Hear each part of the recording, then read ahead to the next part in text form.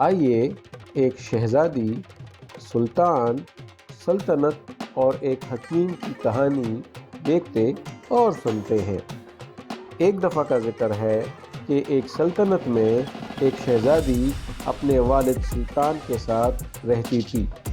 شہزادی اتنی پاک باز اور بہادر لڑکی تھی کہ وہ گھوڑے پر بیٹھ کر جنگل میں جا کر شکار کرتی تھی۔ ایک دفعہ جب وہ گھوڑے پر بیٹھ کر شکار کرنے کے لیے جنگل میں داخل ہوئی تو اسے ایک ہرن دکھائی دیا۔ انہوں نے فوراً اپنی پشت سے کمان نکالا، اس میں تیر ڈالا اور جیسے ہی ہرن پہ نشانہ باندھا تب گھوڑے کا پاؤں پھسلا اور شہزادی اوندے منہ گھوڑے سے نیچے آ گری اور ان کی کمر کی نچلی ہڈی اپنی جگہ سے پھسل گئی۔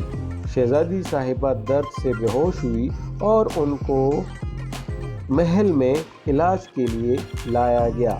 تب شہزادی کے علاج کے لیے درجنوں حکیم موجود تھے، لیکن شہزادی صاحبہ نے کسی بھی شاہی حکیم کو علاج کی خاطر ہاتھ لگانے سے انکار کر دیا۔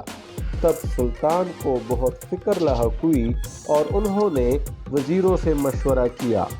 تب ایک وزیر نے علاج کے لیے ایک حکیم کا مشورہ دیا اور سلطان نے اس حکیم سے رابطہ کیا۔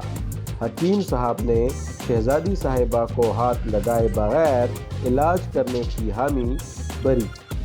حکیم صاحب نے سلطان سے ایک صحت مند گائے کی مانگ کی تو سلطان نے حکیم صاحب کو صحت مند گائے مہیا کر دی۔ تب حکیم صاحب نے سلطان کو کہا کہ شہزادی صاحبہ کو علاج کے لیے 2 دن کے بعد لے آئیے، اور ان 2 دنوں میں حکیم صاحب نے گائے کو کھانے کے لیے چارہ دیا اور نہ ہی پینے کو پانی دیا۔ اور اس کے بعد جب 2 دن گزر گئے تو سلطان شہزادی کو علاج کے لیے لے آئے۔ تب حکیم صاحب نے سلطان کو کہا کہ شہزادی صاحبہ کو اس بھوکے گائے کے پیٹ پر بٹھا کر باندھ دیا جائے۔ جب شہزادی صاحبہ کو گائے کے پیٹ پر باندھا گیا تو اس کے بعد حکیم صاحب نے گائے کو خوب سارا چارہ کھلایا اور ساتھ میں پانی پلایا۔ اس کے بعد جب گائے کا پیٹ بھرا تو اس کا پیٹ پھولنا شروع ہوا اور اس پھلاہٹ کی وجہ سے شہزادی صاحبہ کی کمر کی ہڈی جو باہر کی طرف پھسل گئی تھی وہ واپس اپنے جوائنٹ کی طرف دھکا کھانا شروع کرتی ہے، اور ایک وقت ایسا آتا ہے کہ ایک کڑاک کی آواز آتی ہے اور حکیم صاحب سلطان کو شہزادی صاحبہ کی صحت مندی کی مبارکباد دیتے ہیں۔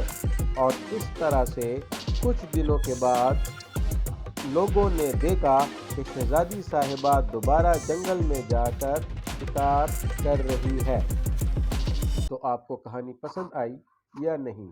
محترم طلباء، اگر یہ کہانی سچی ہے تو آپ بتائیں کہ یہ حکیم صاحب کون ہو سکتے ہیں؟